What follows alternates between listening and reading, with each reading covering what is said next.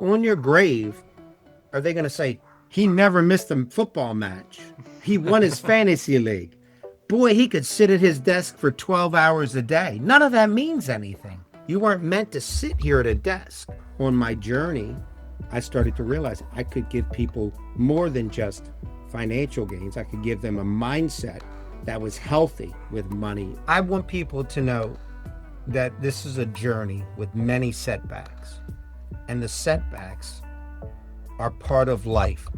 And ultimately, you start making emotional decisions, not decisions based on your needs. Your neighbor's getting rich. I need to get rich with them, which is why I wrote the book. I get it. This isn't a transaction, it's transformation. Welcome to the Oliver Schirach Show, a podcast exploring the mystical side of life. From spirituality and astrology to healing, indigenous wisdom, and personal transformation.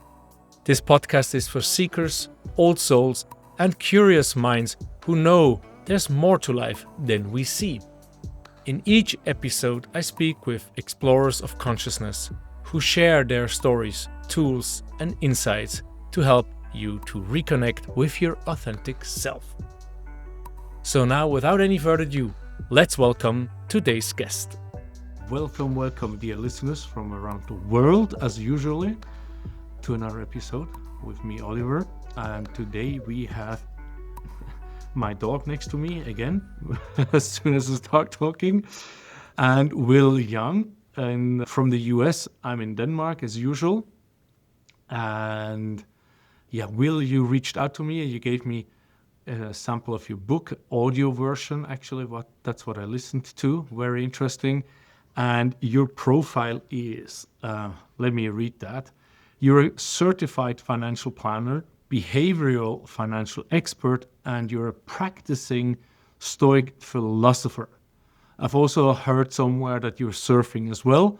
So you're surfing the waves of investments and the waves of the waters around the planet. That's true. Is there anything more to describe you, or is that kind of like No, that is perfect.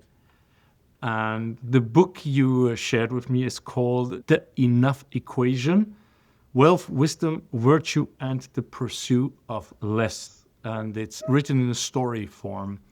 And that's another thing that I heard is important to you, storytelling.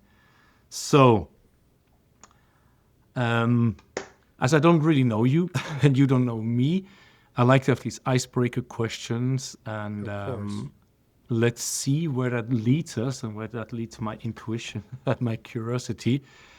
If you have to describe yourself in 3 words, what are those words at the moment where you are, and why would you choose those words? You can go in storytelling if that's what you want. Curiosity. Curious, I guess you could say. Just a high curiosity. That's the most important, is the curiosity. Relentless in terms of grit, Okay. and charitable with my heart. Okay. And why do you choose those 3? I am on the spectrum, and I was born without essentially the emotional components that make sense for so many people. People can be in a room and talking and have the natural flow of how they communicate. Someone could say something that is just nonsense, and a lot of people would just accept it. Be like, that's Bob being Bob. Or you see someone on TV calling themselves an expert, but then they say things and they're often wrong, but seldom in doubt. They're extremely confident. Those types of things just don't balance for me. And because they don't balance for me, it caused me a lot of headache, because I would just say, well, that isn't true. And that's not how you attack any type of problem. You have to win people over, you have to build a system out. So there were steps along the way where I needed to figure out, how do I figure things out? How do I change how I see the world, or at least how I take in the world, so that I could function better in it and also thrive in it? And so my curiosity has always been very high. I wanted to understand human nature. I wanted to understand why people say what they do. It's men will say they're not emotional, and then all of a sudden they'll cry over a football game, right? So I'm like, that doesn't resonate. Or when their girlfriend breaks up with them, they're hunting the woman down. Like, they're like, where's all this passion before? What I'm saying is, I wanted to understand people better. When a woman says, I'll be ready in 5 minutes, that means an hour. Just accept it. When a man says the game will be over in 5 minutes, that means an hour. Just, and those types of things were important to me. And I had this extreme curiosity. And this curiosity has led me to become a behavioral finance strategist in behavioral psychology and understand how people think and at least use the probabilities, the Bayesian probabilities, so that I could understand and really have great relationships. That's the curiosity to improve and get answers for things. I think that's really where it stemmed from. How many times have you heard a person come on TV, and this was when I was young, they would go on, they'll tell you who's going to win the football game. They'd be wrong 8 out of 10 times, where they tell you this person's a bad pick and then they become a star, but they do it 20 times in a row wrong. You're like, well, how is he an expert and not me? I get it wrong. I could have flipped the coin and got it wrong. So those are the types of things that I've always questioned. Like, what makes you an expert? What is your Briar score? What is your score? What is your track record? And in investing, it's your return, it's your rate of return. It's very simple. In school, you get a grade. What is your grade, so to speak? So I never understood why in so many areas we don't grade people. And then also we don't accept things. And I'll add to this, but if you said all pilots make mistakes, that is true, but not all pilots are good enough for me to get on the plane with. Some are 97% and, hit a little turbulence. Other ones go into the mountain in the flight simulator. They're not the same. They both made a mistake. So there's degrees of that. So these are the types of things that I couldn't understand why people couldn't just see things like that so clearly to me. So that was the curiosity.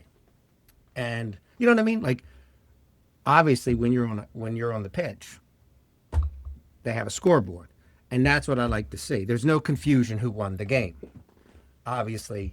And you could see, forgetting people's names and stuff, but if you have Lionel Messi, Ronaldo, or just different players, that Ronaldo, the first, like, you knew what they did and you could see it, and they scored goals and assists, and there was no confusion. You know what I mean? And I think that's where, in a lot of things, we get too much influence and people talk too much and we never really know how to follow them and understand. So that's my curiosity.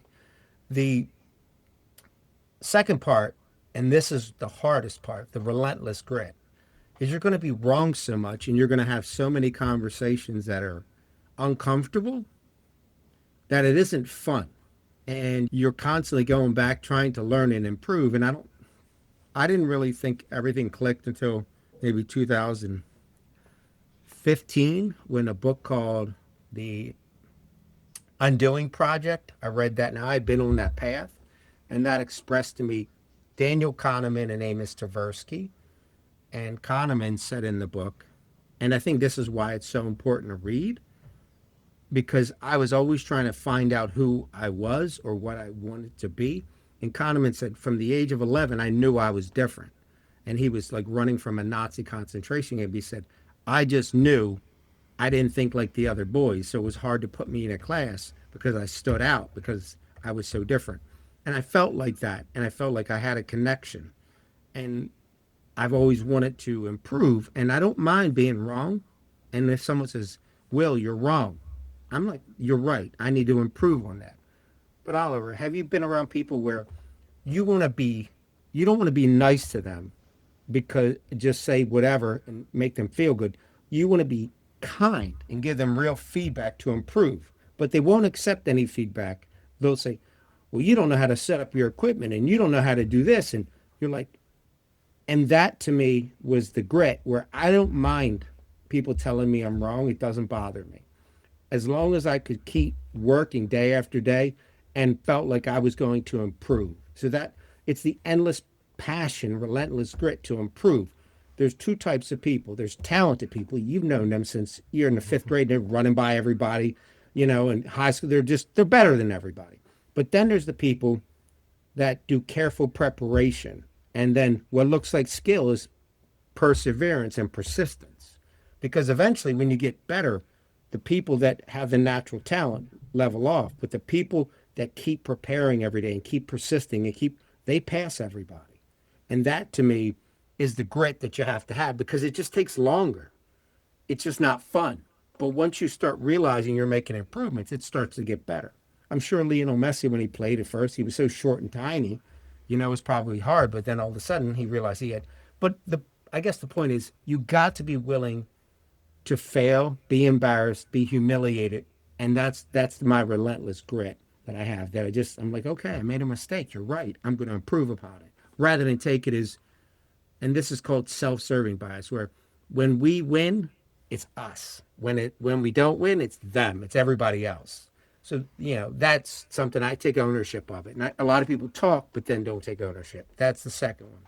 And lastly, and this is a very common thing with people on the spectrum, they tend to be very close to animals, or feel a nature to protect. And I've always felt this strong desire to protect animals because they can't speak and can't talk. From a very young age, I've loved animals and loved being around animals. And I've done a lot of charity work. I donate to about 25 different charities a month. I rescued a deer, oddly enough, a few weeks ago. But then I went and flew to Peru and rescued 3 dogs in the middle of COVID. I flew last year to rescue orangutans. I like being involved in helping, because so many people say someone should do something about it, but then you don't. You have to be the person that does it, and you can motivate other people to do it through your actions. Your words only do so much, but your actions are what people actually see. You can go on Facebook and say anything you want, but it doesn't mean it's true. So to me, and if you choose your actions and you do it doesn't matter what anybody says, because your actions show the otherwise. So it's like those 3 things I think really embody who I am.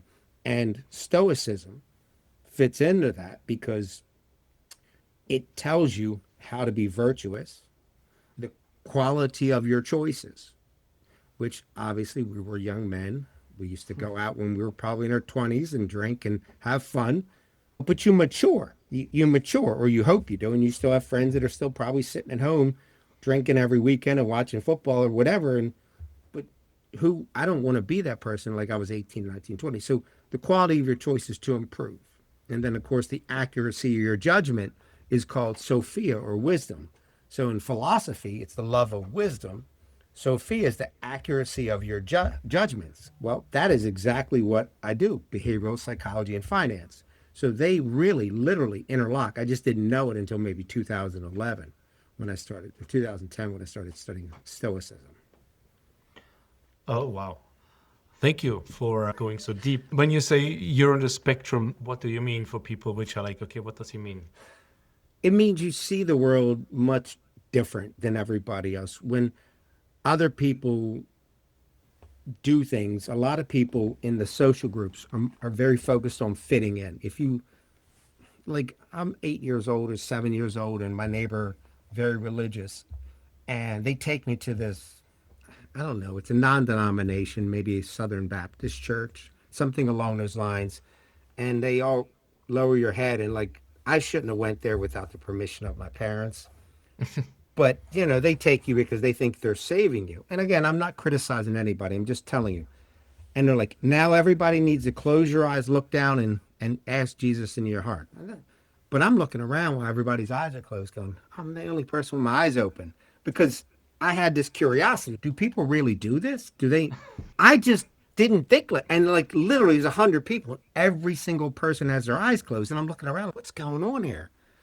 And because I just knew I was different. And in Bible school, they're like, in Noah had the ark, and he brought all, and I'm like, but how can a sloth swim all the way to the middle of the east? They can only go up to 30 feet per day.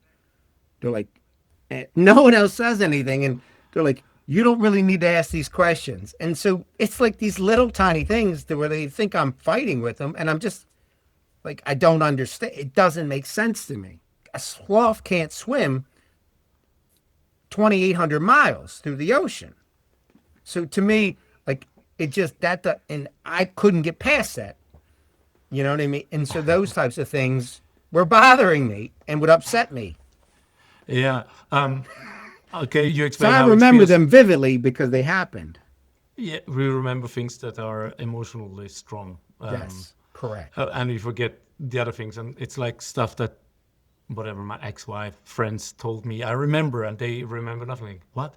And on the other hand, they remember things. I'm like, did I say that? Did I do that? I don't know, because it was not important. But what I mean with the being on the spectrum, does it mean autistic or ADHD? Yes, or that's what I mean. Yes, it's that you see things so black and white. Now, of course, there's shades, but you just can't accept things until you are forced to accepting. I'm like, that just isn't true. There's no way that's true. And no one's coming to help. Say, Will, be quiet. I'll talk to you after. No one helped me through that.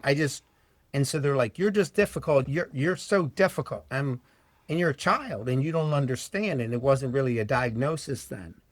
And when someone will say, like, oh, you did all this to everybody. I'm like, how many was it? They're like, 3. I'm like, how many people are there? 100. I'm like, well, 3 is not 100. Like, and so it's in me that I just be specific. And now, granted, obviously you can't work that, but once I understood how the world worked and that most people just don't really take it seriously, or they will say something and I'll say, well, that you didn't say what you meant. They're like, well, you know what I mean. I said, I did, and that's why I asked. And they're like, well, you don't listen well. I'm like, so you said it wrong, and then you blame me for saying it wrong, and then you blame me for processing it wrong. And I'd be like, why are we friends? So these like types of things were very hard for me, and I couldn't understand it. So a lot of times I just was quiet because I didn't want to cause any problems. So it took a very long time to open up and work on myself and understand this. It really started to change, I guess, in 2018. So it wasn't that long ago where I started to kind of like go, oh, it's sinking in. It's in the marrow of my bones. That's when people could say things like, you have people in our country who go, oh, that's the liberals. They control the weather. And I'm like, okay. I was like, well, can you ask them to stop by my house and water my lawn? Because it's been a little dry the last. Instead of taking it so seriously, you just realize like you can't convince 30% of the population of anything. And so that type of stuff would have really I'd have been antagonistic towards it. Where today I can walk people through a process and it's a relief, and all the things they say to me, it's like, so what? So that's what I mean. It was very hard. Just have people say ridiculous things. Yeah, I can see that. It's a long time ago that I talked with an English dude, which is a mentalist, and he found out he's autistic or on the spectrum of autism because he followed his brother on the path to diagnose him as autistic, and the doctor was asking him, so how does it feel to be autistic? Like the same as before? I've always been like that. Like, yeah, but you have a disability. I'm like, no, it's me. I'm me. That's what he told me. He said for him, he's the mentalist. Oh, no, he's not the mentalist. It's like 2 English guys. But he said it helps him to be a mentalist because the autistic spectrum for him, the way he sees and feels reality, opens up where the normal people cannot do the work he does. So you said you were not diagnosed. You just felt like you were different. You had some issues with interacting because you were blunt, straightforward.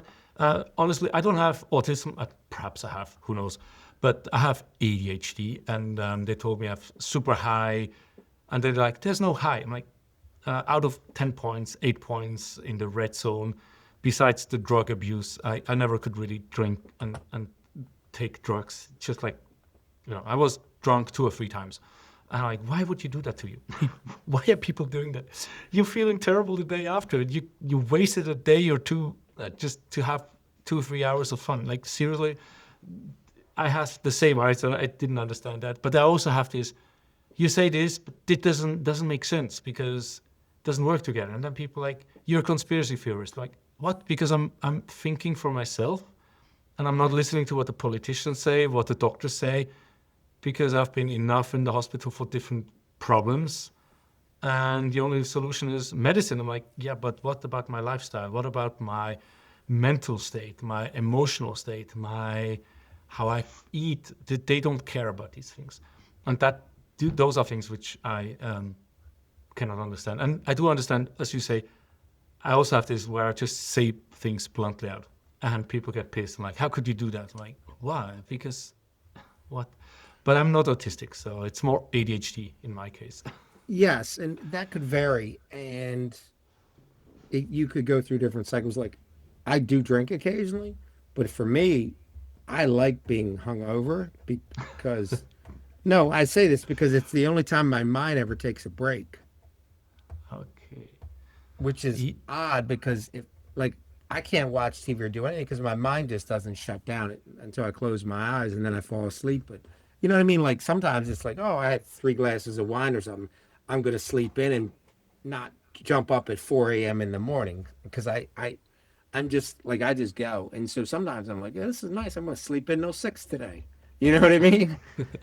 Okay. So yeah, that's what I have seen with friends or people I know that have ADHD. Normally for them, it's the majority of people I know with ADHD take cannabis, CBD, No. THC. Yeah. Many of them just take one or two, and then they don't even smoke the whole thing. It just helps them to calm down. That's interesting. I know that my people think like my brain goes off all the time. Like, no. It's just like when I interact with people, because I'm alone home a lot of times, I'm not interacting. So then my social, you know, catching up happens, and then I just start sharing. That's also why I do a podcast, because I love to interact with people and I love to ask questions and be curious. So I wrote down several things. See, when you said something about 2010 with the Stoicism and 2018 with Eclipse. Why did you start reading Stoicism? What happened? All right. I had this insane curiosity, and I would go and I would do the elliptical or the Stairmaster at the gym, and I can't just do it. I'd have to read. And I'm the only person I've ever seen do this in the last 30 years that I've ever seen. So I've always done it since probably like, I guess 35 years. And when I do cardio, now I do about an hour. So it's a long time. I do about 8-9 miles on the elliptical every day, and I walk 2 miles. And so, but when I'm there, I like to occupy my mind. So I usually would buy books, big books. I'd crack the binder.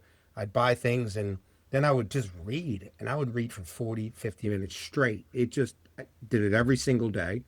And While running. So while you're running on a machine? yes, Yeah, yes. I cannot do that because it's like jumping No, up and down. no one else can, but I can because I have to keep my mind busy, as I was explaining. My mind can't, I can't watch TV doing it. I see people playing video. I've never watched a show ever doing it, ever.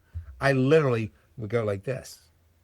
And somehow I do it. It's crazy. That's why I said it's very hard. So I know I'm different because I've been thousands of times to the gym and all over the country when I travel. No one does what I do.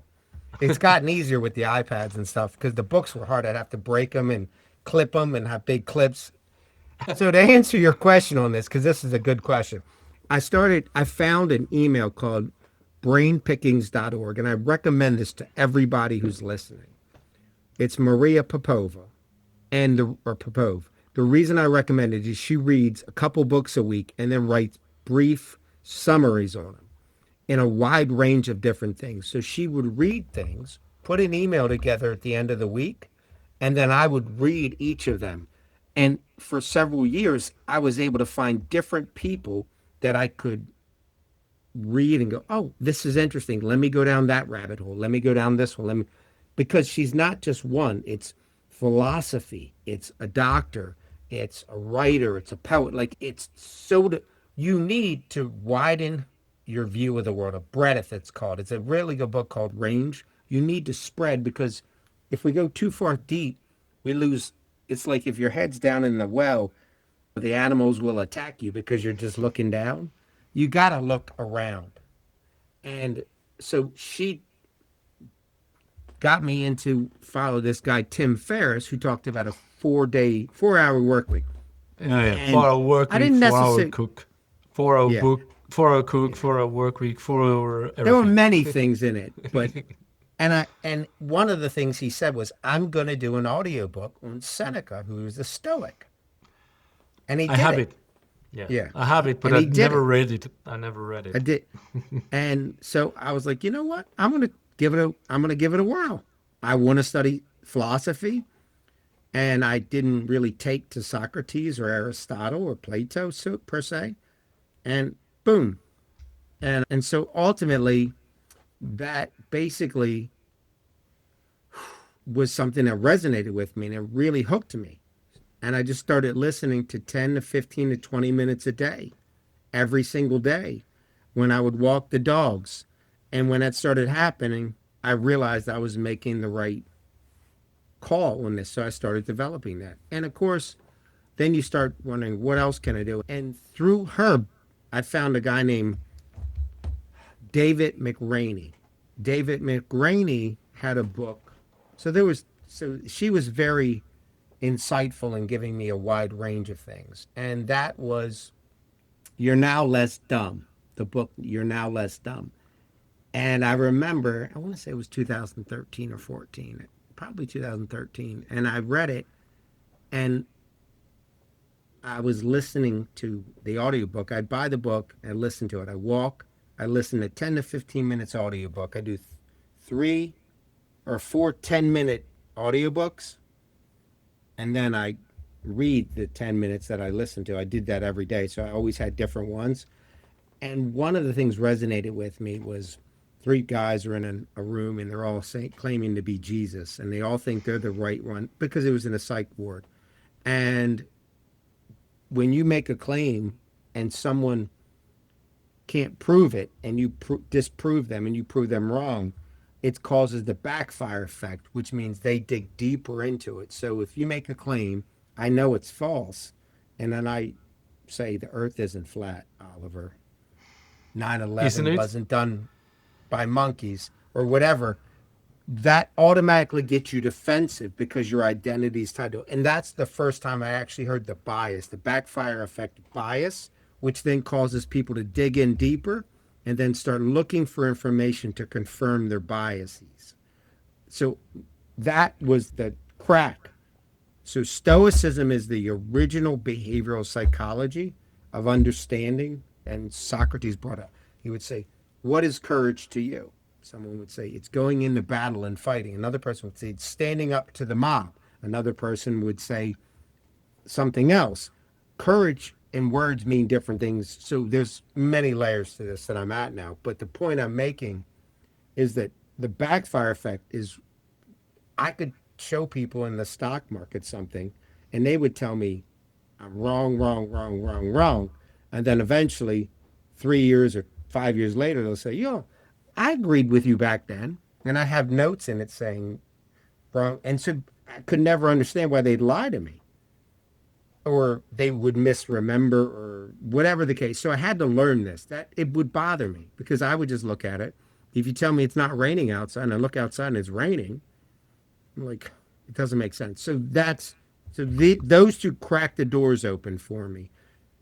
So those were the break points and then I just went down and once I started figuring out the names of things like reactance, backfire effect, availability heuristic, representing, then I found Amos Tversky and Daniel Kahneman, and that's when I started blowing the doors off about 10 years ago.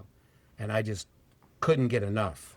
And then I started writing my own mental models and all the different things because they normally have charts, but I started building and then I would run through and I try to check them and see the hierarchy of heuristics and then root biases, then branch biases, then fallacies, effects, and illusions. So I have all these that I've built out and I verify them and check them and stuff like that. So it's really fun, which is not fun for most people.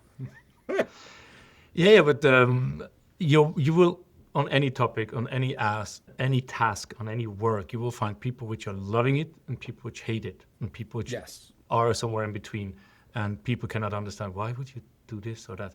And yeah, I completely understand you because I'm black and white in that perspective as well, especially about work and how you do things. But when you say the doors opened, are we talking about the doors opened for Stoicism or the doors opened for the philosophy and psychology? Or For my mind.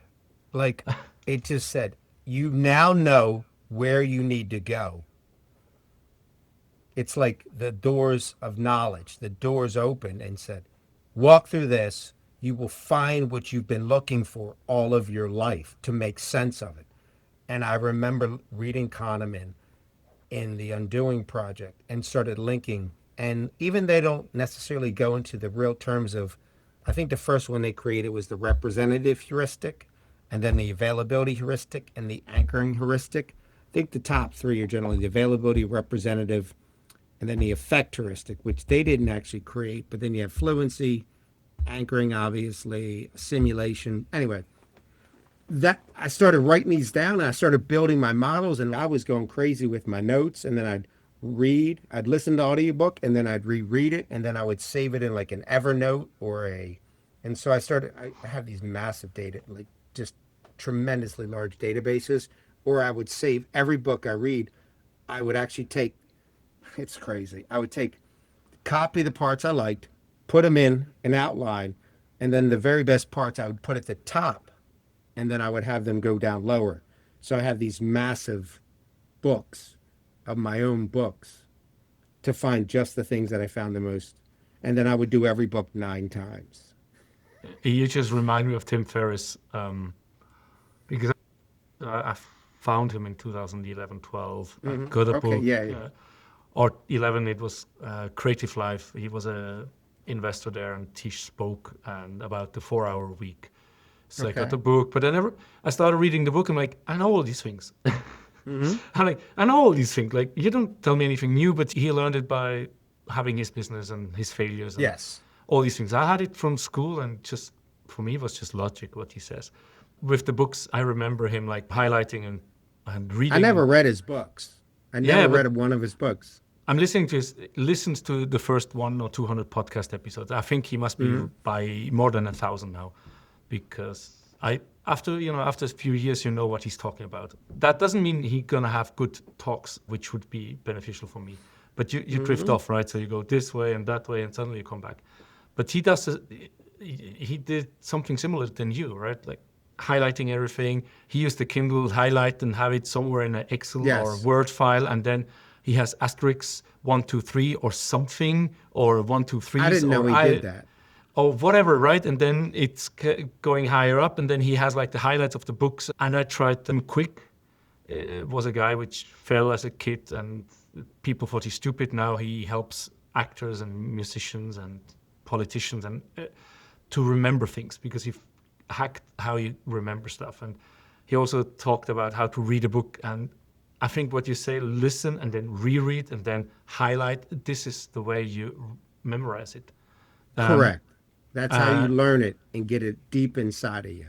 Correct. Yeah, and I know that I tried to learn Russian for 2.5 years, and I have Russian-speaking people around me, all the Ukrainians which left, and they tell different stories than the politicians. Anyway, Of course they do. Of course they do, because they live there.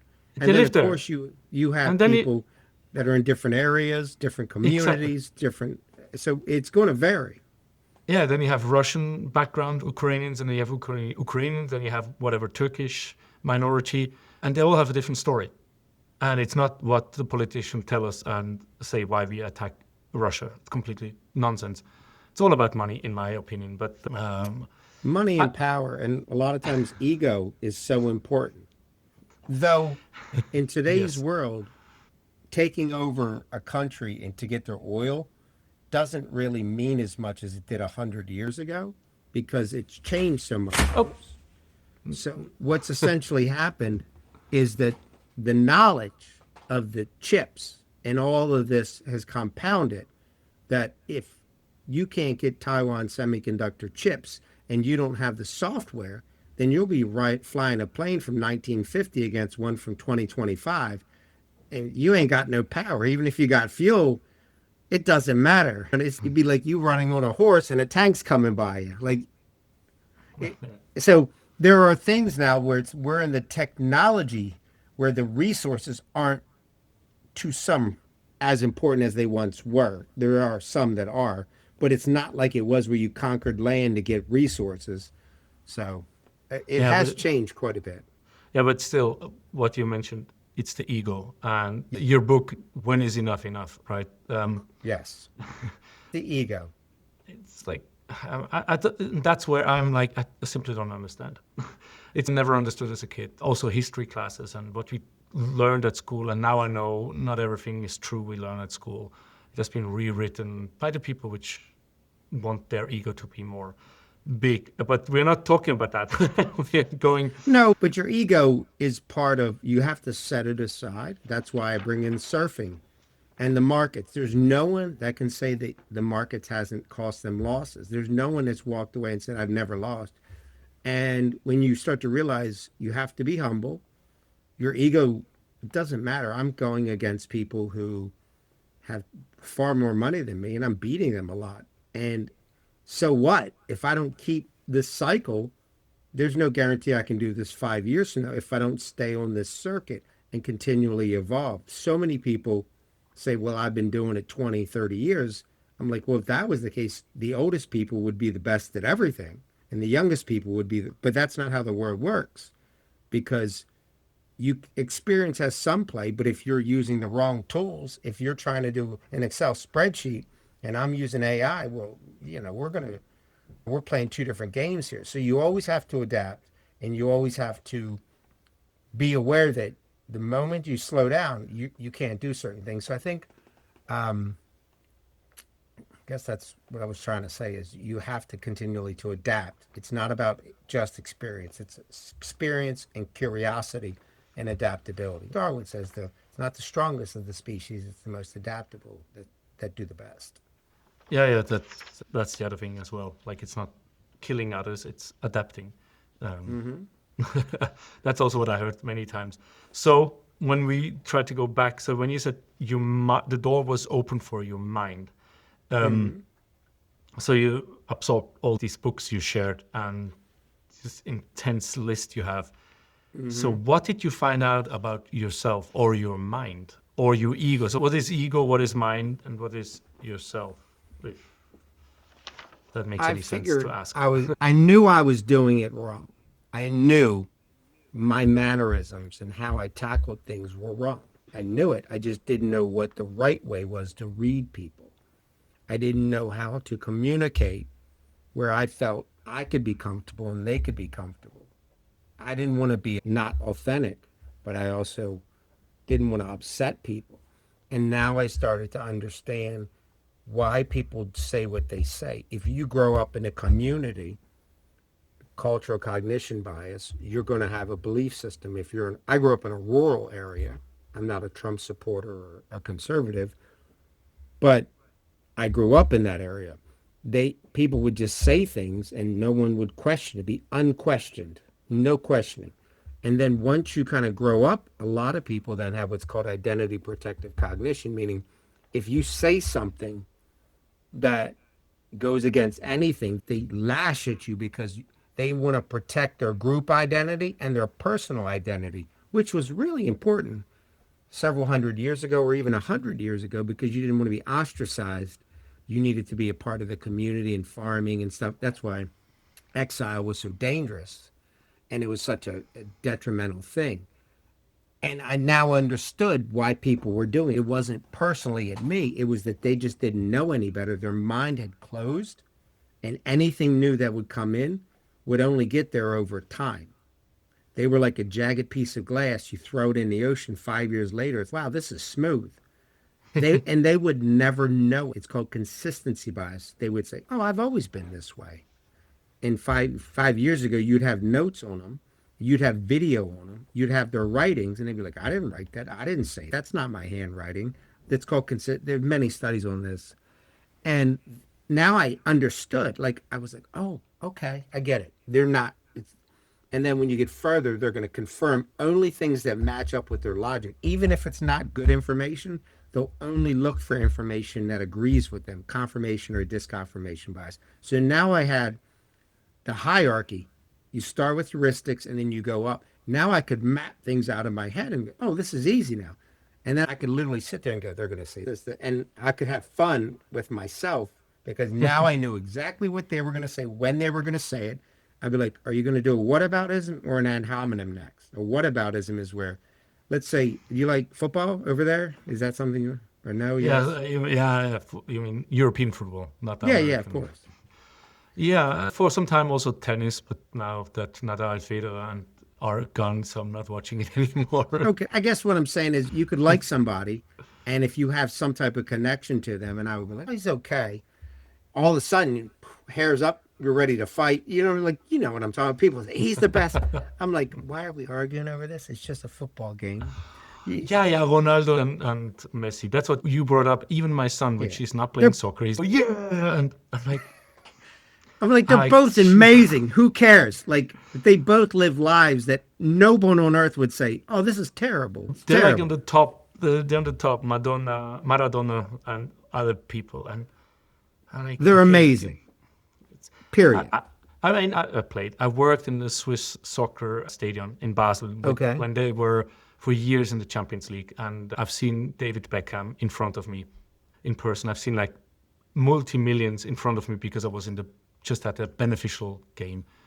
And when I moved to Denmark, the whole thing just, I'm like, oh, Switzerland played for a qualification. Oh, I missed it out. I didn't even know how my home team is doing. And I worked with a guy and he always talked about the football. I'm like, I have no fucking idea. Ah, what? You didn't play? Yes, I've worked in the stadium. I worked at the European Championship. I've seen the Russian team. I've seen the whole Portuguese team. I was on the field when Switzerland scored behind the goals. I'm even on the picture. It's awesome, but yeah, it was. And yes, as you say, yeah, it's my team and everything. And I still have it once in a while, but then it doesn't matter. It doesn't really matter at doesn't. all. Correct. And so that's the way I started to become because now I realize if somebody said, "Oh, I'll take you on David Beckham," or like they would just laugh because it's funny because now you have the answers and you know your skill level is better, and now you don't think, "Why am I arguing with someone who knows nothing about this?" It'd be like if I'm an engineer, I don't go in and tell the engineer how to build a bridge when he's been doing it and he knows how to build bridges. But people have this thing where they want to tell you, they want to first give you advice, or this is how NATO should do it, and then this is how the Ukrainians should do it, and then of course buy this stock and change the manager for Renault. I'm like, how do you know it? Like, so all these things, I just let it go because now I understand that they're going to do that, and you have no control. Focus on what you can control. Stoicism is apatheia, and what you can control, enjoy your life. What you can't control is other people's opinions and the way they think, and you'll never change them. And so these are the types of things that just gave me peace. And I would just ignore it and laugh. And now I understood the psychology, the brain's workings for them, because it was so different than mine. So all these things came together, the doors opened, the floodgates of information came in, and now I could build my mental palace where I was like, oh, okay, they're lost over here. I'm just going to stay out of that room. No point in going there. I'm going to go over here to people that are like me or think like me, or at least want to have conversations that go up, that build. We can disagree. I have no issue with that. As long as you're not a racist, sexist, something like those lines, we're fine. Because that is illogical.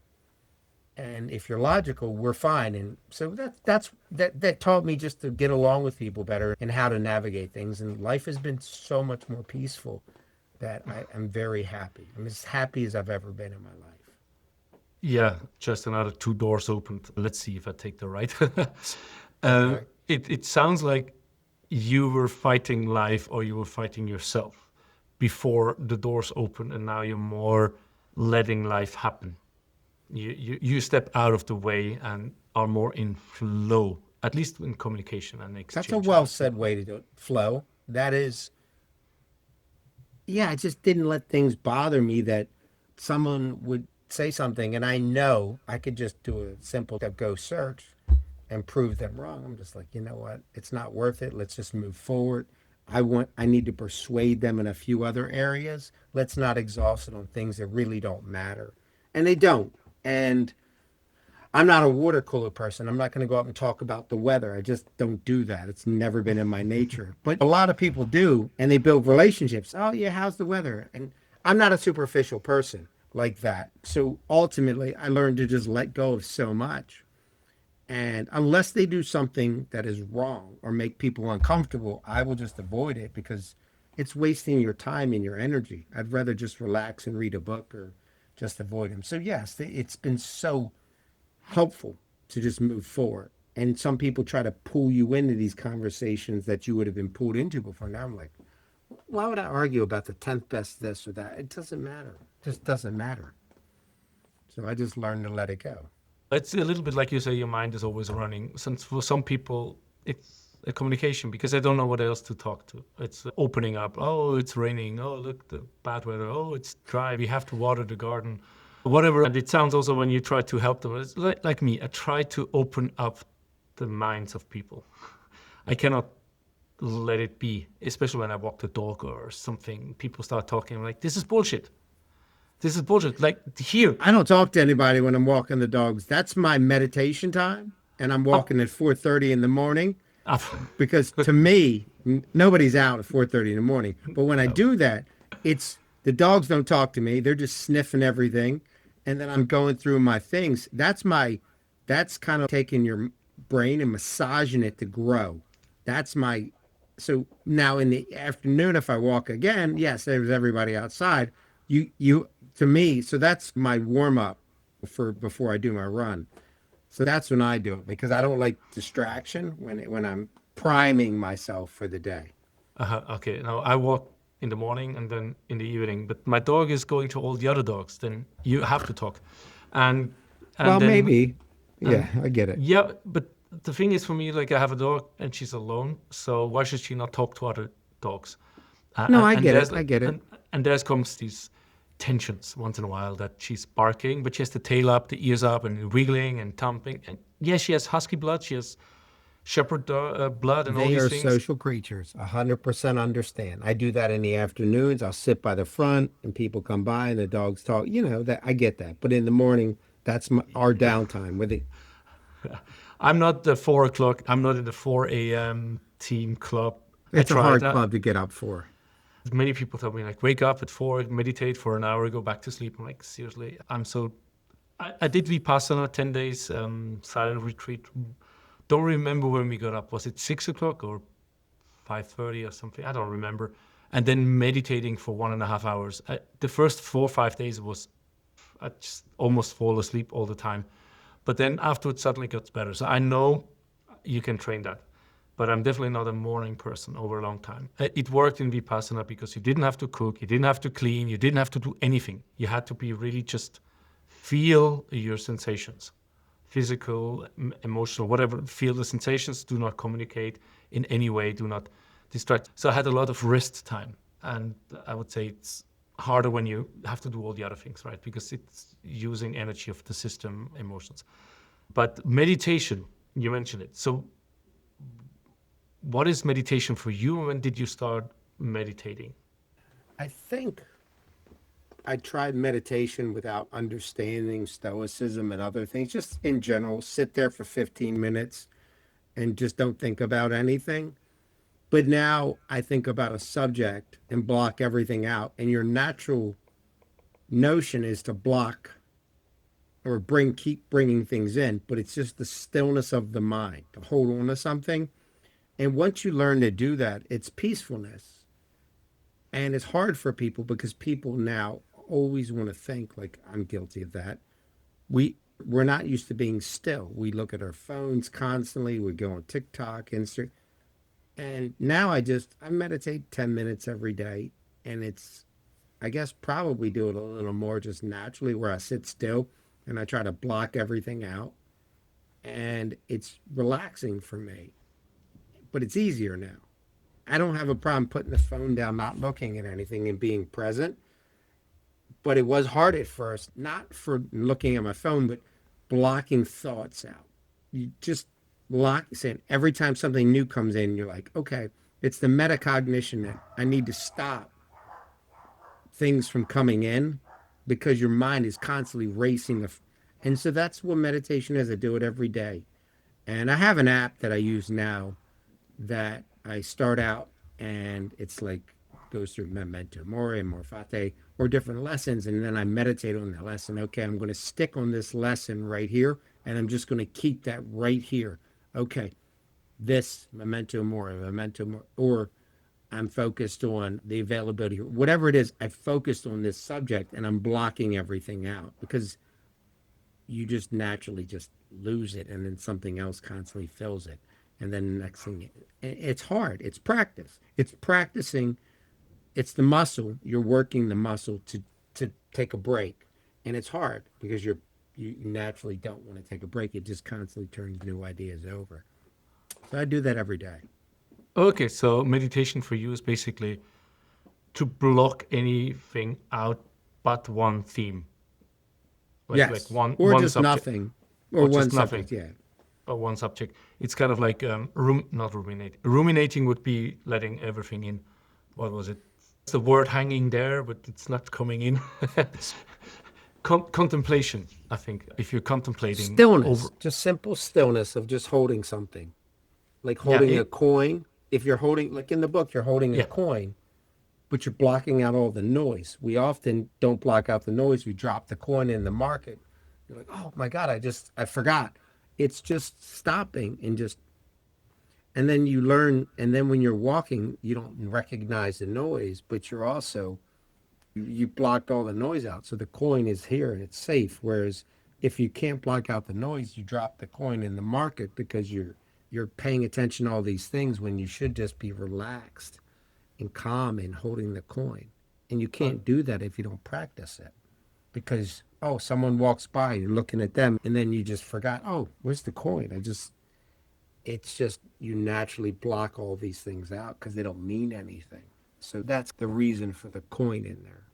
Yeah, I get it. I was just thinking of Gene Keys, Human Design Gene Keys, where he talks about the meditation practice, like every 30 minutes, you have 10 seconds of stopping every thought.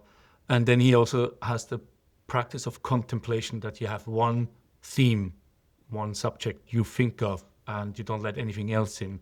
And you don't have to ruminate about it. It's just think of this one subject and sit there and just let it come, whatever. That's what I thought when you said you have either one subject or you have the stillness. You said it was hard in the beginning. So you said, did you start that before then the Stoicism started? And then with the Stoicism, you started understanding what you're actually doing, or? Yes. Walking is meditation, where sometimes I walk and I just block things out and I don't think at all. But it's best to be done when you're sitting at home and I go to my room, I lay down in my bed or I lay on my couch and I just lay there and block thoughts out or just think about something. I have a picture of something like a coin or something I'm thinking of, and I just hold it still, and that's it. Nothing else. Mm-hmm. Like, when they hypnotize you, think of a coin as like you're just focused on one thing and you're just holding it there. And that's it. And it's not hard. If you've ever done something, an exercise, when you get good at an exercise, you're able to just do the exercise without thinking. That's essentially what you've trained your muscles to. If you're doing curls, or you're not like going, okay, I'm pushing up, let me pull that. That's what it's, you know what I mean? Like walking upstairs, do you think about it? No, you don't think about it at all. It's just not. So that's essentially, you've trained yourself. When you're walking up the stairs or running down the stairs, you're not thinking typically, you're just doing it. And when you're driving a car, how many times have you driven and you go, how did I even get home? You're like, oh my God, I'm home. You've been lost in your thoughts. And we've all done it. So essentially, it's training yourself to be present. And so everything else is blocked out. So it's like you driving your car, but you have no idea you drove because you've trained yourself to block the thoughts. It's the opposite of everything else, essentially. Yeah, but the thing with being home and not realizing is like you were not present.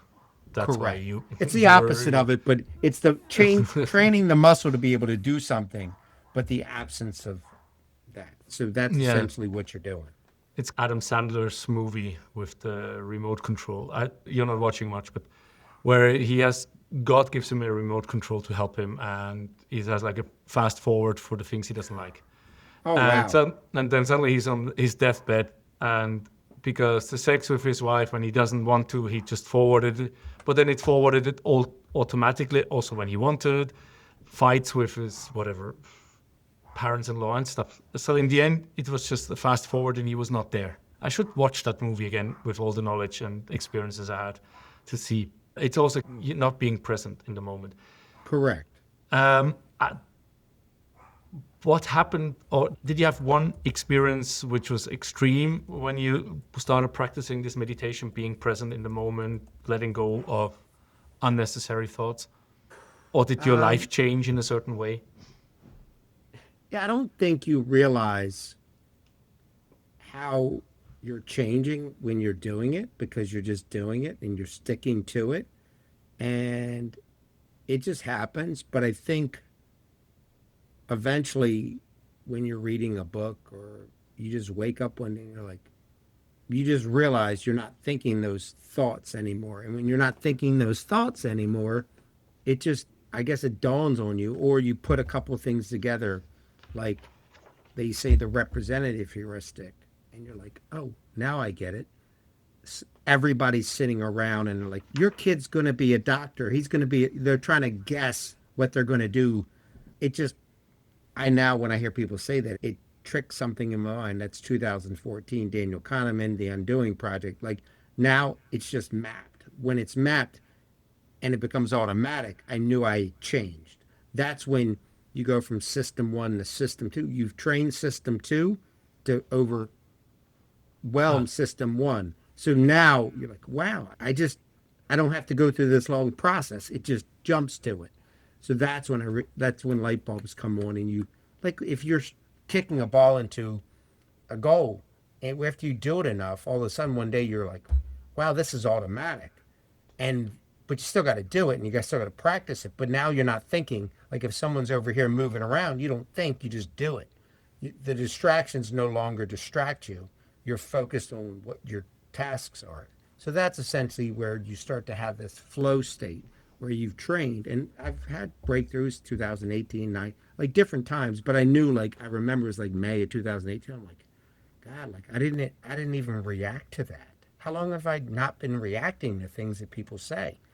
I'm like, have I been doing it a while? And so that's because I'm in meetings with clients and I'm telling them things, and they would say things that are just silly, and I'm just not reacting. I'm like, well, let's focus on your risk, your return.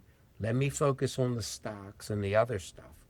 And are we accomplishing, because they'll wind up focusing on the one stock loss. You always lose in stocks, as an example. You pick losers.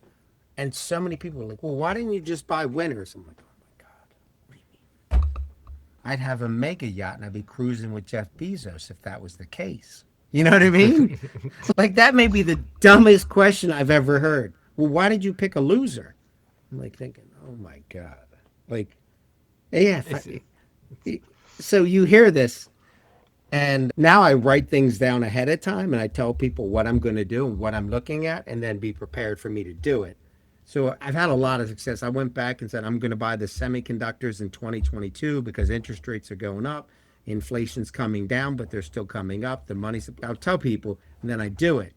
And, that helped juice. So that I kind of do it. And then so people understand it. I bought Etsy and I bought Target. And those two didn't do well over the last 4 years. But then Walmart and Costco did. I explained, I'm going to buy 3 stocks in the sector. 2 hopefully will go up, and all 3 will go up. But probability is maybe 2 out of 3 and we'll have success. So I explain things like that.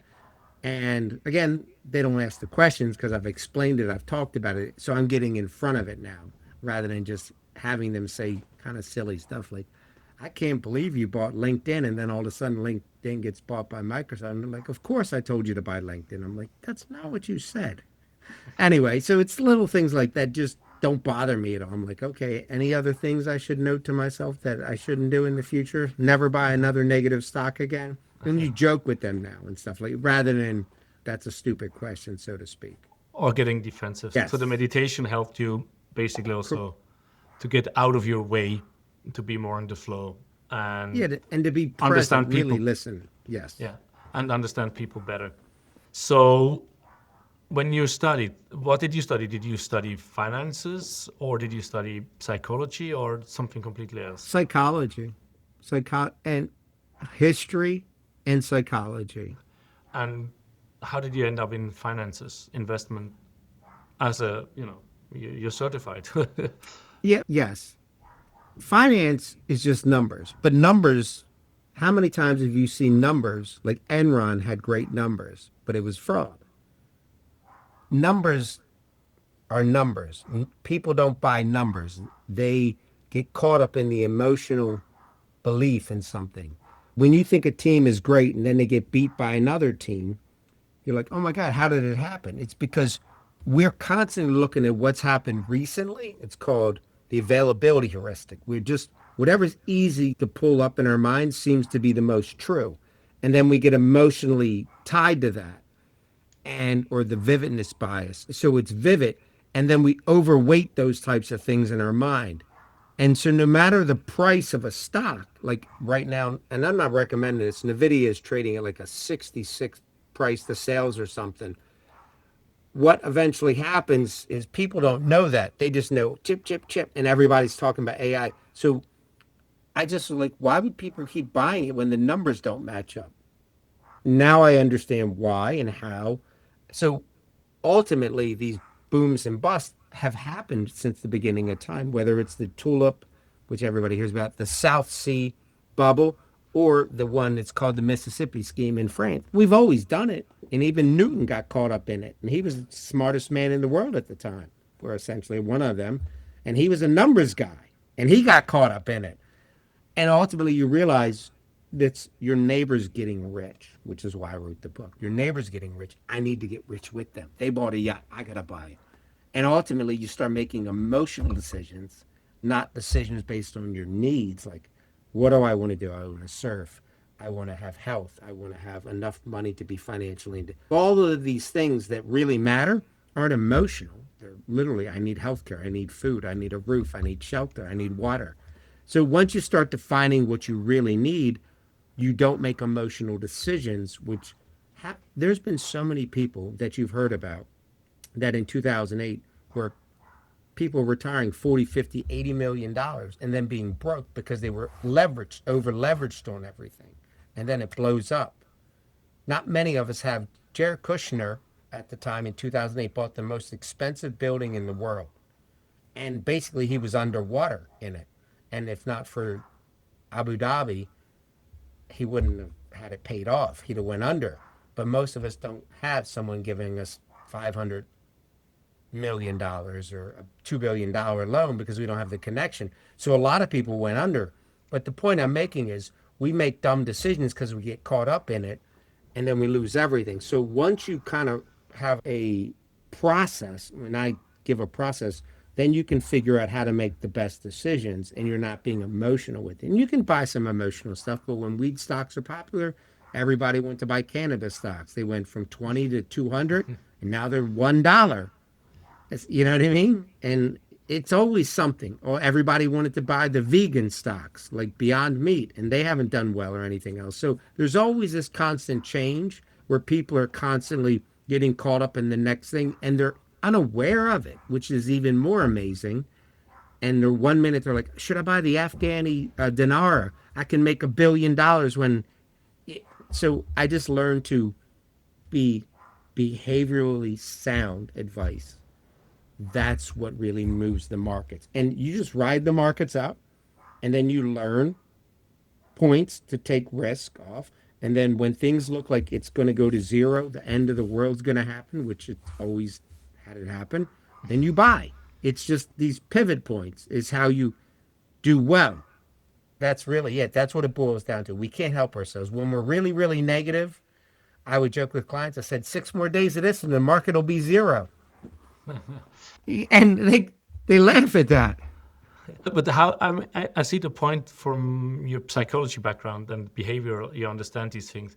But how did you end up then being an advisor in finance? Have you always been buying stock as a student as well? Or, I mean, there's a certain transition there that you made the connection between the behavior and the investment, right? Well, I've always been on this path to understand things. And for me, I thought this field naturally attracts a certain type of person. A lot of men who just, they want money and power and ego over everything. I just wanted to win. I wanted to see how well I could do competing against people. And if you beat everybody and you tell them, they don't like it, because a lot of people don't want to tell you that.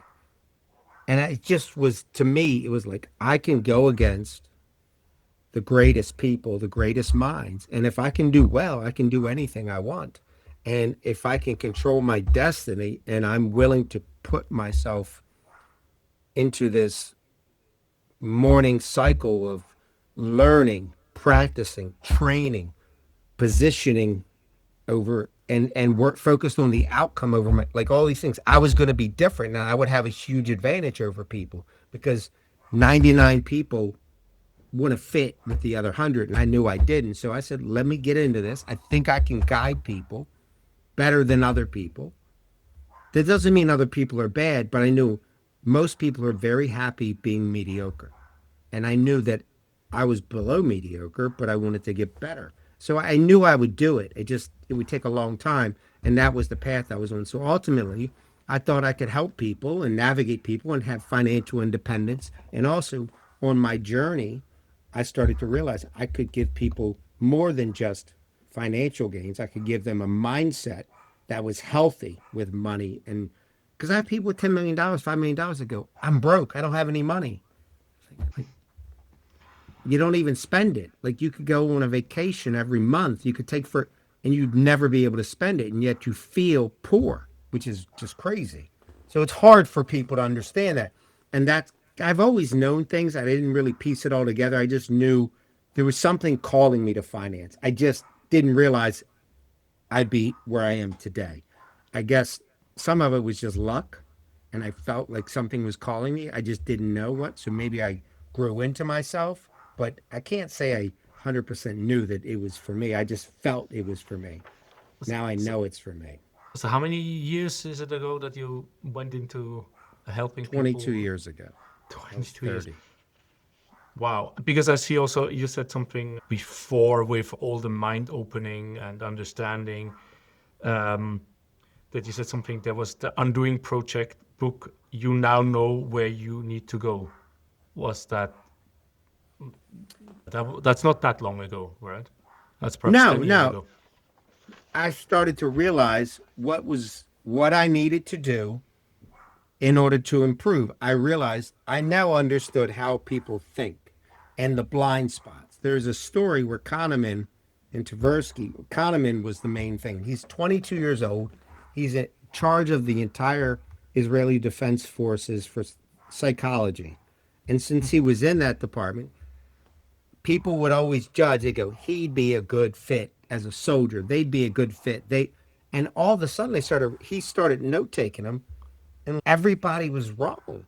The people that you would look at and say they're a good soldier, they had a fitness, or they didn't have this. They didn't have the mindset. You can have the brawn and the grit, but you didn't have the mindset. You just looked the part. You've seen it before. People look the part, but then you're like, where is it? So he developed a test, a 7-question test. He would ask these questions, and they thought he was crazy. And then these questions would then be added up, and then a person would sit after reading the questions and meditate on it, and then actually give a better answer. And it's still used today, the psychological test. People's minds cannot change. In terms of evolution, so to speak. And that, I was like, wow. So I can build these algorithms essentially and figure out how to make decisions so that I don't get caught up in it. And so that's really where I knew I was on the right path, because I'm like, I always say this, you question this guy because he's small or he's big and they're always wrong. In our American football, they constantly say this quarterback's terrible. And then you look at the draft 3 years later, and the biggest and the fastest, I think it's like only 25% of the quarterbacks who get picked become great or really good. But when you're listening to them, all of these people give their opinion and they're wrong 90% of the time. Why are we listening? So that's where I guess that's when the doors open, when I realized I'm going to have to keep track of myself. And I started joining things like the Super Forecasters and the Good Judgment Project, where I could compete against other people and have a low Brier score and pick these things. And then I could figure out what I was doing wrong and have an accuracy and just block everybody out. Last year, JP Morgan, the bank, and I would say we often anthropomorphize things, meaning we just say JP Morgan. There's no such thing. Someone there, a team of analysts, whoever they are, said that the market would probably be down 8% in 2024. In the US, it was up 21%. But no one goes back and says, that was terrible advice. Why do you keep your money there? So that type of stuff is where I started to keep track of other people. So I list everybody at the beginning of the year and I'd go back and say, they all predicted this. This is what I did. Now, of course, people get mad at you for that because they're like, or they come up with an excuse. But that's when I started to understand how people think and what they do and why forecasting. Like, why do you tell us weather a month away? It's never right. You know what I mean? And Yeah, and so- if it, yeah. so anyway, I can that's where see- I'm going. Yeah, so you had a psychology background, you were doing investment, and eventually you realized the two sides, how they work together. And that's basically where you realized that's why I feel called to this work. Yes. And you move forward. And then eventually, because I can see we have 10, 15 minutes left, Mm-hmm. eventually you started writing this book Yes. in a story form, not in a numbers form. You see, stories are staying longer in our They do. mind. A great story is memorable. Yeah, and you were also reading a lot, as you said, listening, reading, saving it up. How did you come up with the idea of the story? Or why did you come up with this story? Well, people in finance have this illusion we're sitting around all day paying attention to the markets, and or they people assume what people's jobs are like and they don't really know. And for me, I wanted to kind of express to people I'm different. Yes, I want to make you money. Yes, I want to help you, but I also want to have you happy. I want to make you feel like you have real wealth, and I want to have wisdom. And so I came up with an equation, essentially, for lack of a better term, that Seneca and Epictetus and Marcus talked about. You could have all the money in the world and be an emperor, but you still had problems, as Marcus did. You know what I mean? His problems never ended. Epictetus was born a slave. He had real problems, and you're complaining about the weather.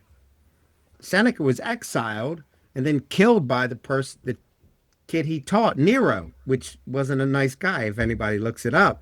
You know what I mean? Nero killed his mother, his father, and I think he killed, so people had problems. They had wealth. So these problems don't change. And I wanted to kind of tell stories that, as an example, in the boat, Marcus is nervous and scared, and Elias is sitting there. Sorry, not Elias, Jesus. Cassian is sitting there, and he's not nervous because he can't control any of this. And what people do is they sit at home watching TV and get crazed. Oh my God, there's a aircraft carrier. Should we get everything out of the market? Should we buy gold? People get, and I'm like, this is happening. And if it's the end of the world, the good news is it only happens once, so you don't have anything to worry about. So this was a way to kind of block it out. Yeah, watch 15 minutes, but go do something else. Or go to the market and block out the noise and focus on what's important to you. Or go sit in an orchard or take a hike and talk to people. Like, I wanted people to have something that I do, but tell it in a story that doesn't preach, if that makes sense. I don't want to be the preacher. I want to have a narrative that tells it, because people often don't want to be told. They're like, well, I read that. I should probably take more walks rather than me telling you to take more walks. You know what I mean? Like, I'm like, clean your room, Oliver. You react and go, don't do that. I don't want to hear, you know what I mean? Like, so it's a story to help give guidance and permission to do things without being preachy, things that I've learned to do, or seeing other people who got the nice suits. I used to wear nice suits and I got them, or having fancy cars and beating. So what? Your neighbor has it. But do they have tons of debt? Are they over leveraged? If they lost their job, would they lose everything? A lot of times that happens. So again, it's focusing on not on the people you've conquered, so to speak, but focused on what you really need. So that's why I tell the stories that way.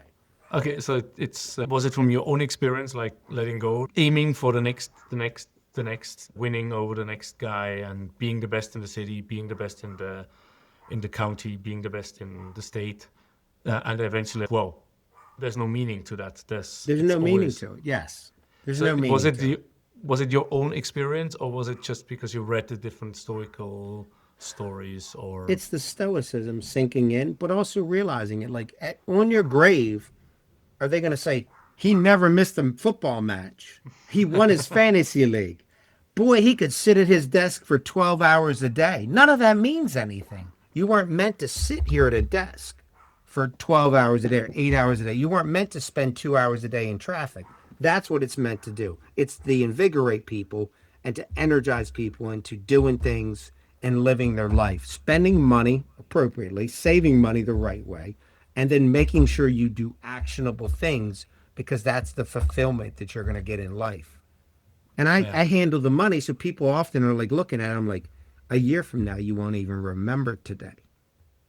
You won't. So yeah, exactly. But for you, it was like the small incremental changes in your consciousness and awareness, which then eventually gave the freedom to write the book the way you did it.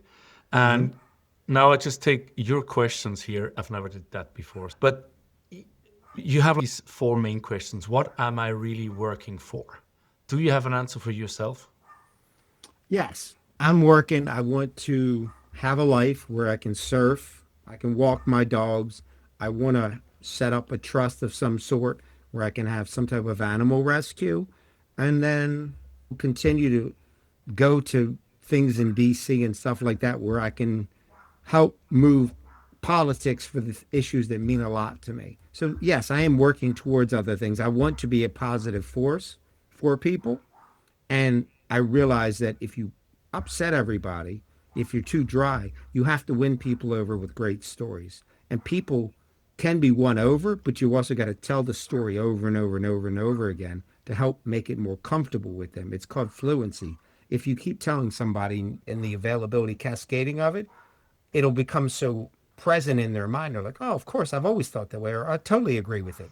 That's why it's so important to repeat things and say things, because once we get comfortable, we believe it to be true, even if it's not. And that can work with lies too. So I know all this stuff. So I want to win people over in the right way with a great story and make them passionate and helpful. And I want us to be together, working together. So yeah, that's what I'm working towards. Yeah. I mean, what you said, the repetition, so that's the politicians, the news, the movies, the songs. We don't know how we are hypnotized by Correct. Yes. with the big media. So then what is enough for me? What is enough for you? I want to just have financial independence. I love working. I love being with clients. Enough for me is just, again, I have a small house. I want to have another place where it's warm for at least 6 months of the year and I can surf. That's what I want. I like being in the water. It's humbling. I enjoy surfing. You're in nature. We need to be I want to make sure I'm in nature enough. That enough for me is having a place there and being able to travel and experience and continue to do the animal rescues. I was supposed to do an elephant rescue this past year, and I missed it because of Trump being in office. It's created so much crazy volatility that I couldn't be 24 hours away or 12 hours away. I couldn't have the markets open at 9:30 and it be 9:30 at night there because I'd be in bed. And I couldn't do that because it has been crazy here. So I want to live the life where I can have the charitable causes and things that I want. And I don't need fancy cars and stuff like that. And I have nice surfboards, don't get me wrong, but they're like $2,000. You know what I mean? So I don't have a habit like other people where I'm golf clubs and spending it. That's what I like. When you're in the water, it's free. There's no cost to the water. You get in and you spend time with other people who are just there enjoying in life. So that's really enough for me, so to speak. Okay. And then the third question you write here is, who am I if I stop chasing? I don't chase. I do want to grow my practice. to a certain level. I'll give you an idea. I'll take up to maybe 70 households where the average person will take 125 up at minimum typically, and a lot of them take 200, and they're just swamped and overwhelmed. I don't want to do that.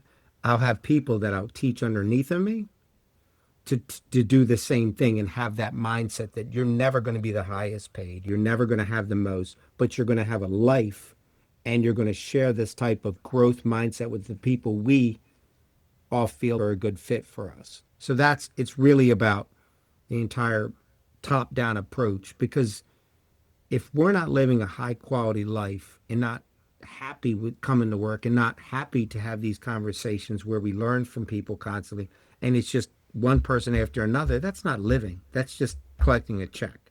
So that, to me, if I'm answering your question, is what I want. And I want to build something like that so I have a sustainable business where people come in with the right mindset, that enough is not work until 10 o'clock at night. I've done that. I worked 7 days a week and all that, and I was exhausted. I'd get up at 8, work all day, get home at 9. I did that. I had to bartend on Thursday, Friday, and Saturdays because I only made $275 a week. Here, that's nothing. Just my health insurance was $600 a month. So that isn't satisfying, and I'll never get that time back. I was miserable, and I hated every minute of it. So I want to give something back and make people's lives better, and I get a positive feeling from that. So that's what I want. That's enough for me. That's happiness. Yeah, but probably you learned something during that time. Correct. Not to do it I again. did. But Yes. did you chase something before, and eventually through this stoicism, through the meditation and the incremental growth, you realized, hey, wow, I stopped chasing fame. I stopped chasing whatever it was. I've always chased understanding, to fit in and understand. That's been the eternal chase for me. I never really had the desire for a big house. I just never felt that way because you don't use all the rooms. My dad bought a big house for us when we were young, and his 12 rooms are empty. You know what I mean? But it was cool. But again, that's not a big, like, I've never had that. I have a small BMW, but it's not that expensive. I just have never had the desire for that type of stuff. I just never been that way. For me, I bought some custom suits, but I didn't buy the expensive ones. I've not had that. The only chase I've ever had is the chase to understand and be better. I've always chased that. And that's the only chase that's really, and I've never understood why other people are concerned about a better garden than their neighbor, because my neighbor got a new garden. I got to get a better one. I'm like, why? I just don't. So I've never had that chase in me. My chase is thirst for knowledge. Okay, but it's not a materialistical No, chase it's you not. have. Your chase is the knowledge, but also that has an end. When I look at Buddhism, Buddha, Jesus, and all these Yes. Dalai Lama, not Dalai Lama, I know too little. Gandhi, we don't. I mean, I'm chasing for knowledge. I'm chasing for better skills. I'm chasing for. Yes. And people look at me and they're like, I don't know. I'm unemployed for the last 15 years, so I have one here and there job. I sold my nice Bendo speakers from being a quality engineer to be able to buy a new computer, which hopefully is a bit better with editing. And the money is gone. So I'm really, for me, it's like when it's enough, I'm like, I'm living below the minimum wage for many years. That's For tough. many years. It's really tough because I cannot travel the world because that's what I want. I want the experience. I want to see people. I want to help rescue animals. I want to see nature, and I'm not having the funding to do that.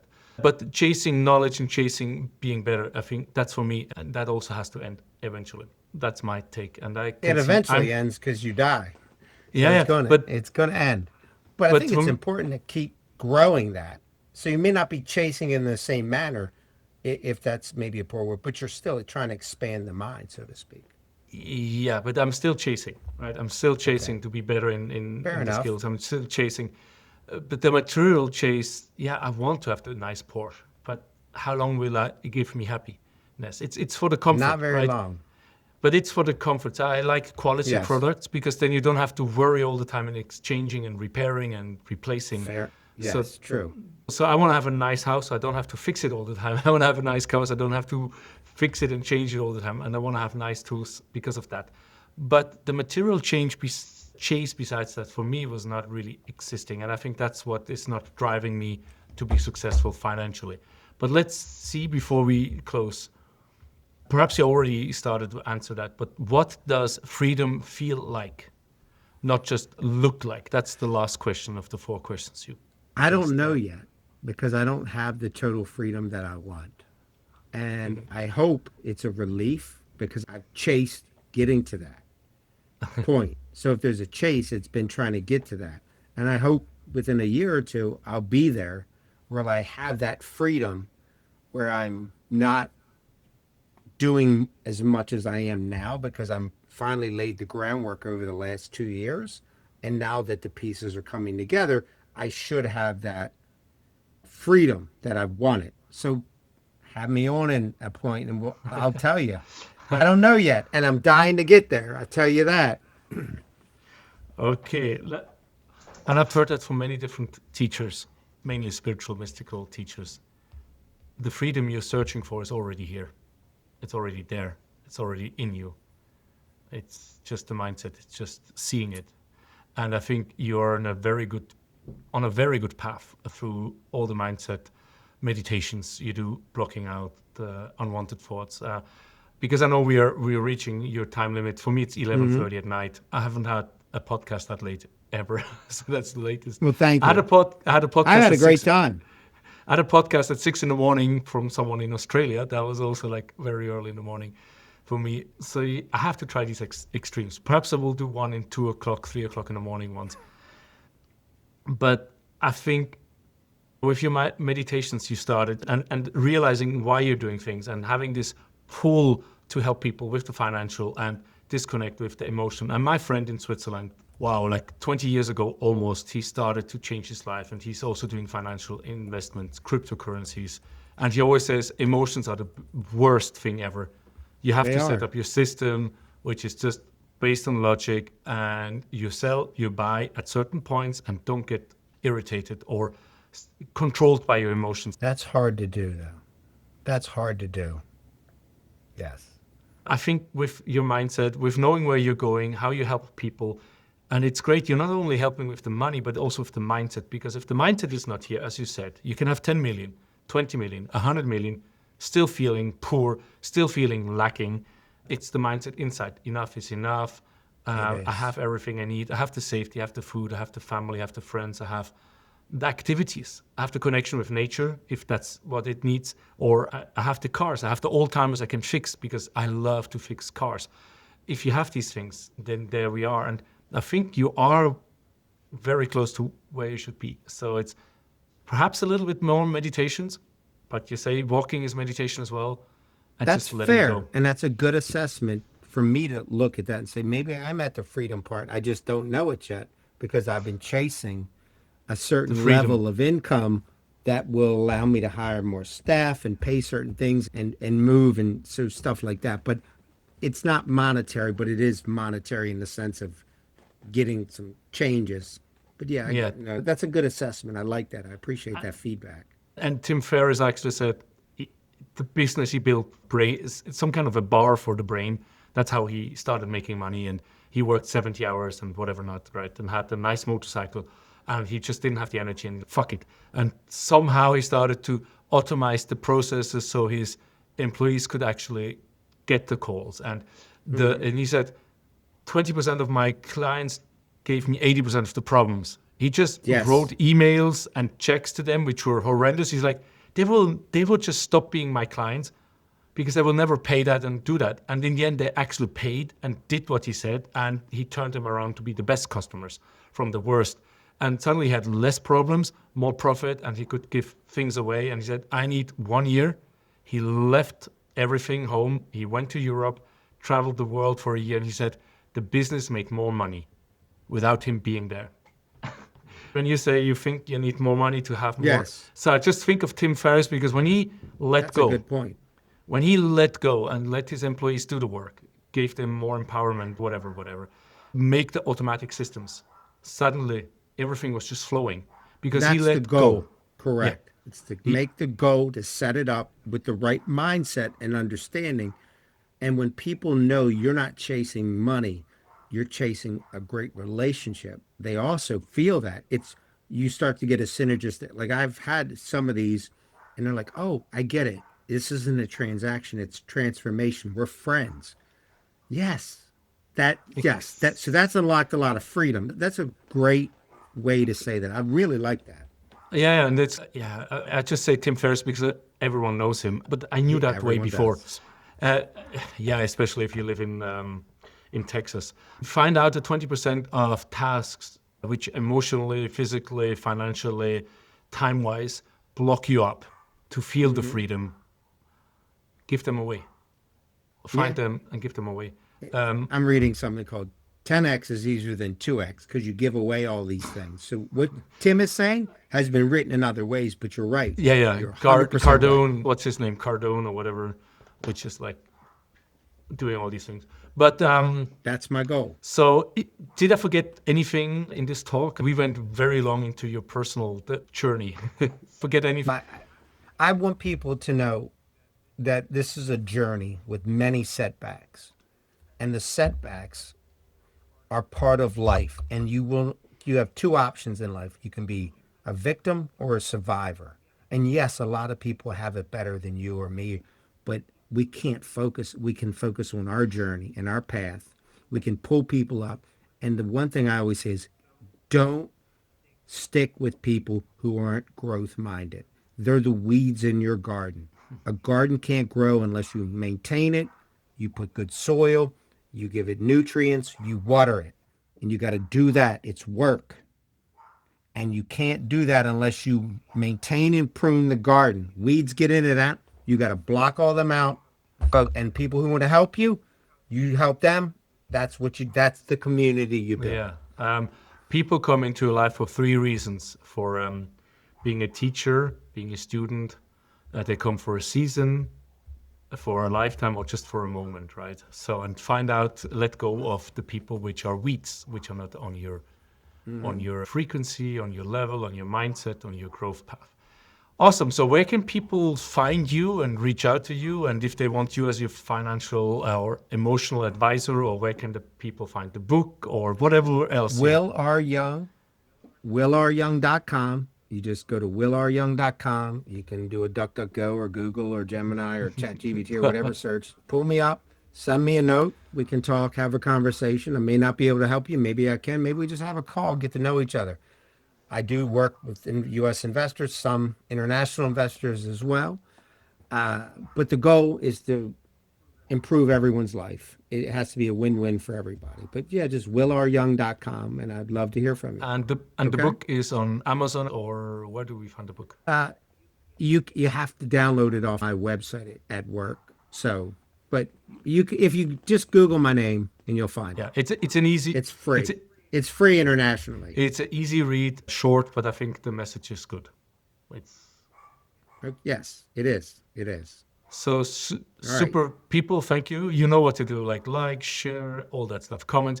But the most important for me is like the comments. What did you like? What didn't you like? What did you learn? What did you take from this talk? So please do that. It would help me and the guests to know how to continue and improve. Thank you so far, and see you to another time. Thank you.